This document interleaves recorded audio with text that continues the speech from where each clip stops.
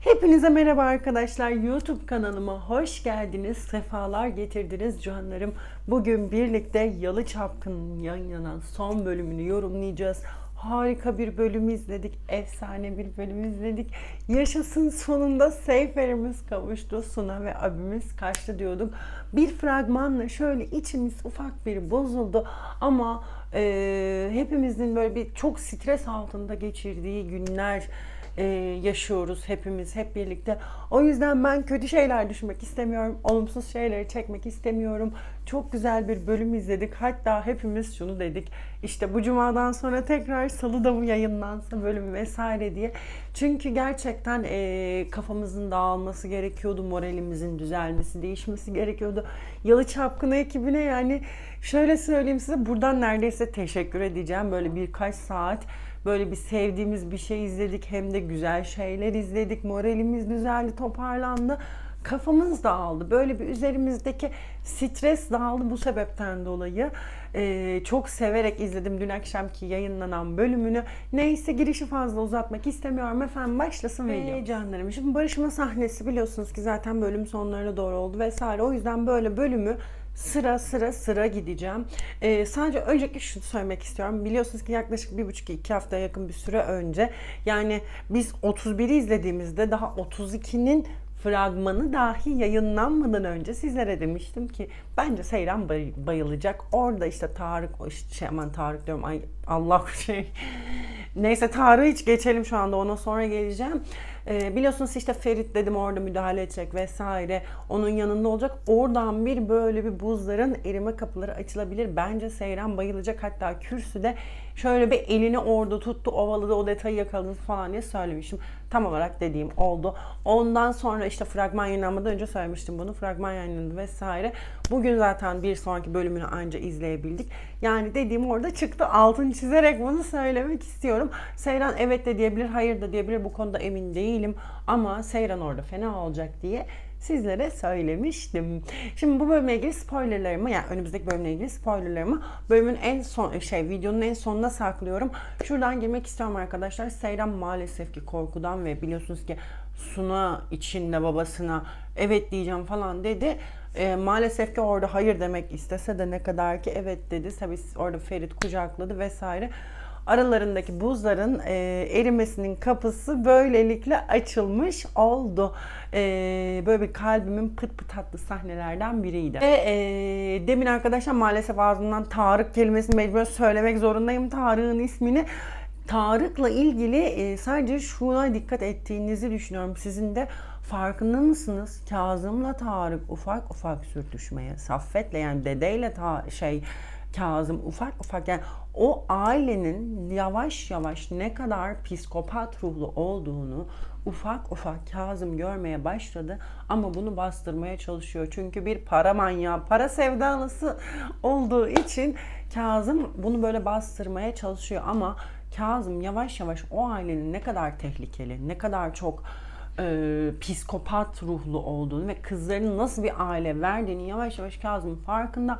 Bunu ilerleyen zamanlarda daha net bir şekilde göreceğiz. Zaten araları bozulacak ve bence zaten Halise bu konuda koşacak bile diyebilirim. Kesinlikle ilerleyen zamanlarda, bu tabii bir bölümde olacak bir şey değil önümüzdeki bölüm mesela. İlerleyen zamanlarda bu durumun bu şekilde devam edeceğini düşünüyorum.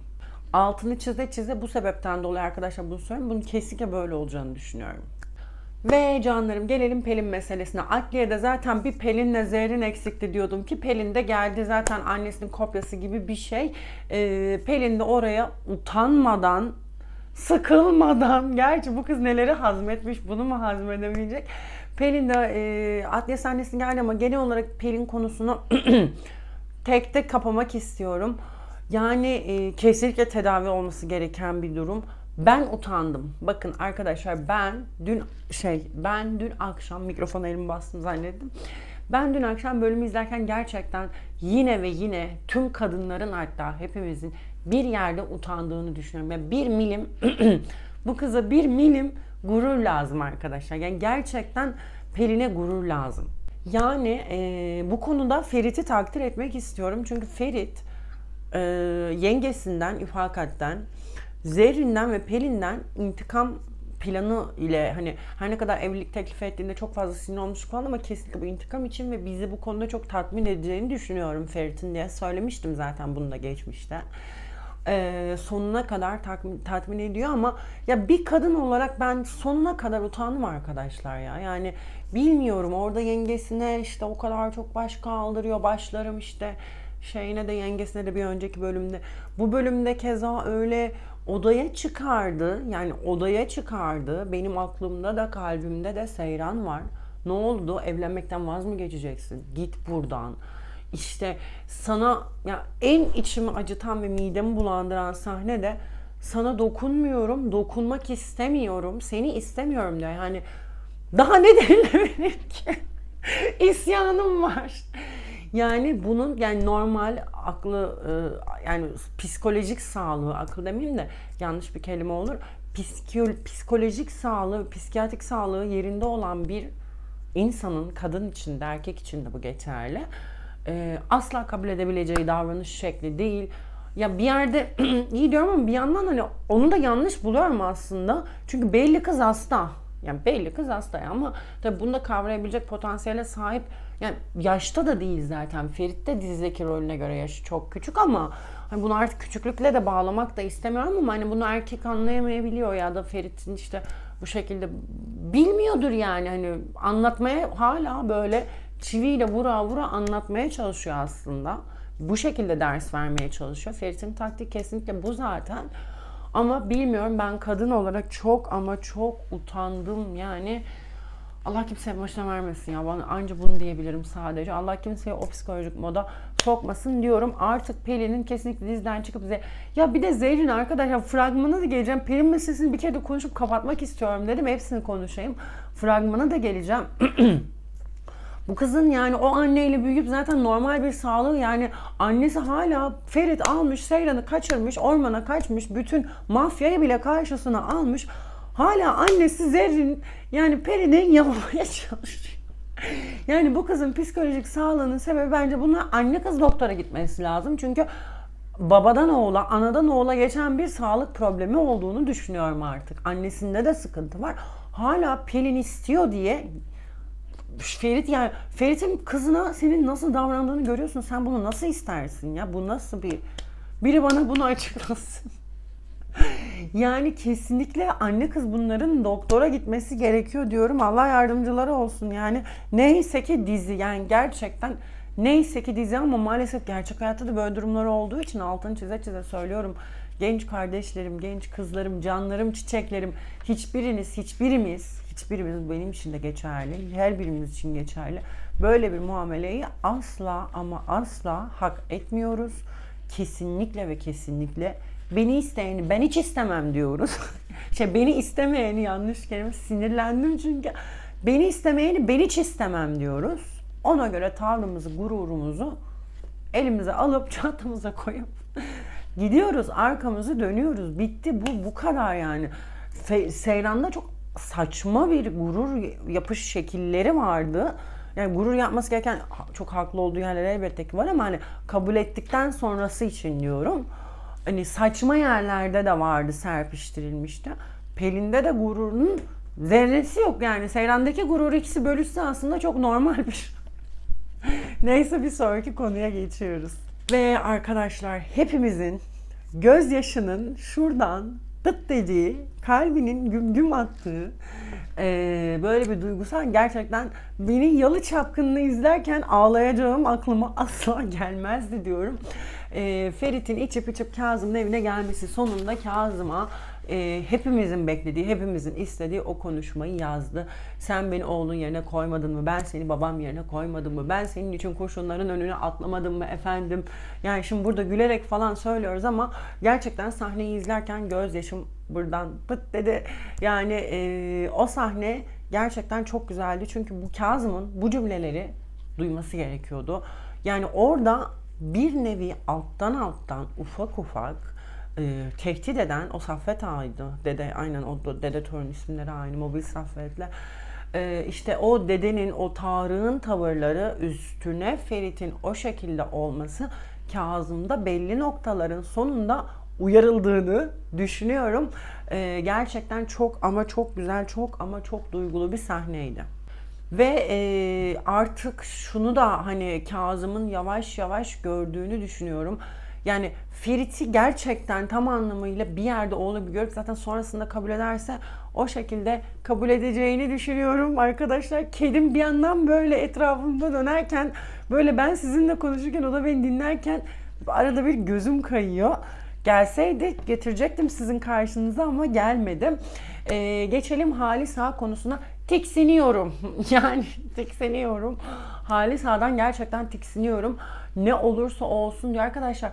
Yani gurur, evet, hepimizde kesinlikle olması gereken bir gurur. Her şeyden önce gurur, ama belli bir noktaya, belli bir çizgiye kadar her şeyin bir dozu var arkadaşlar. Yani sınırı olması lazım. Nasıl söyleyeyim? Bazı şeylerin fazlası, bazı şeylerin de birçok şeyin fazlası her zaman kişinin kendine zarar verir derler ya, keskin sirke küpüne zarar diye. Halis Ağa'daki gururun en büyük zararı kendisine vermiş ki Hattı Çalay'la kavuşamamış da bir şeyler olmuş. Oraları tam daha çıkarmıyorlar. Çıkaracaklardır, bu Saffet'le olan düşmanlık başladı malum. O gururun en büyük zararı kendisine. Çünkü sen o gururu evladına karşı yapıyorsun, torununa karşı yapıyorsun. İyi hoş okey de senin evladınla aran öyle olunca sen en çok üzülmüyor musun? Yani üzerine kendi hayatınla ilgili yaptığın zaman, sevdiğinden o şekilde olduğu zaman en çok sen üzülmüyor musun? Yani gurur yapacaksın ama gerektiğinde kuyruğu kıstıracaksın diye boşuna dememişler. Halis Ağa'nın gururunun en büyük kendisine zarar veriyor, bu kadar çok tabu vesaire. Ona da kesin babasından kalmıştır. Bu işler böyle oluyor. Yani gerçekten beni çok ama çok sinirlendirdi son bölümde. Şükürler olsun Orhan sonunda volümü bir tık açtı. Tam o sırada dizi izlerken reklam girdi. Böyle saçlarımı yolacaktım yani, çok sinir oldum. Sonunda dedim adam 50 yaşına geldi, babasına bir hafifçecik bir yanlış olan noktalarda, belli dozajda tabii ki de bu olması gerekiyor. Sonuç olarak babası. Ama hani bir şey dedi yani, hani baba ben de insanım, benim evladım da insan şeklinde bir tepki gösterecekti. O sırada reklam, adam gelmiş 50 yaşına. Emre Altuğ da efsane oynuyor bu arada. O sırada reklam biri, çok sinirlerim bozuldu. Allah şükürler olsun orada Halis bir kuyruğu kıstı. Ferit'le babasının arası düzeldi. Gülgün'ün orada tatlılığı, mutluluğu. Hızlı geçiyorum, videoyu fazla uzatmamak için. Hepsi benim için çok hoştu.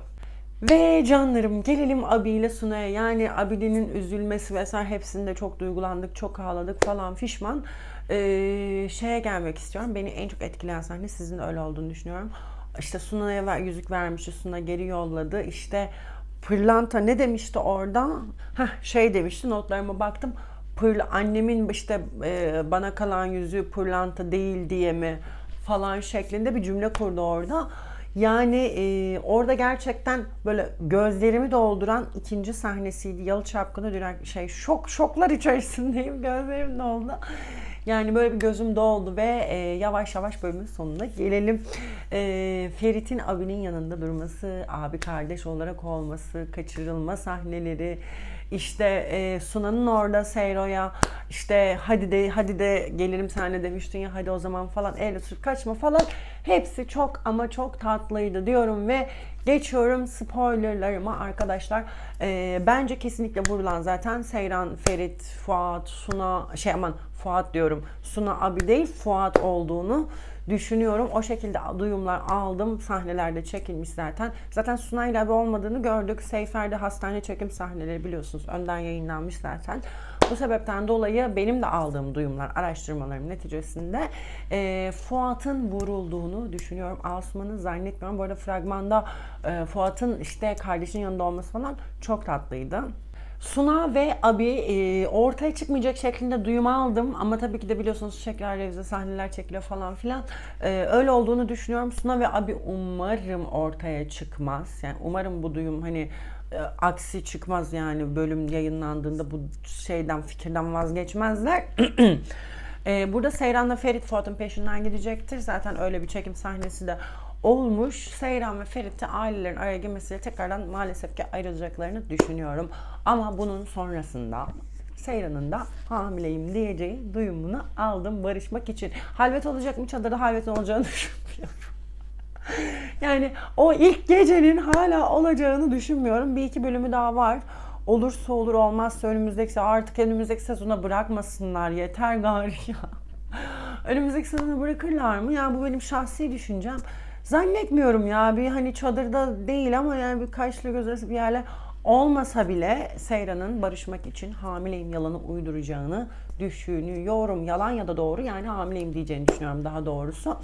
Fuat'ın vurulacağını düşünüyorum. Sonra bir ortaya çıkmayacak gibime geliyor. Çıkmayacağını düşünüyorum. Kaçacak mı artık, ne yapacak? Umarım ortaya çıkmaz, yani hani orada bir değişiklik olmaz. Ama dediğim gibi Ferit'in ya da Seyran'ın vurulduğunu düşünmüyorum. Bence o silah sesinin sonucunda Fuat, belki Tarık, ama yok ya, zannetmiyorum. Sonuçta sen o kadar salak olmasın. Yani Fuat'a bir şey olur mu? O da olmaz. Zannetmiyorum. Yani bir vefat, bir diziden ayrılma falan olacağını zannetmiyorum. Çünkü Fuat'ın da dizide alması gereken karakterlerden biri. Her ne kadar genel olarak dizide bizim gibi oynarken izlese de diğerlerini ama öyle değil mi yani? Oynarken izleyen bir ikili Asuman ve Fuat, yani işte bir bölüm bir ayrılma olayı oldu, bir de de diye bağırdı, sonra hepsi gitti bitti. Her neyse, beni izlediğiniz için teşekkür ederim. Beğenmeyi, yorum yapmayı, abone olmayı unutmayın lütfen. Sizi de çok sevdiğimi unutmayın. Bir sonraki videoda görüşmek dileğiyle. Hoşçakalın.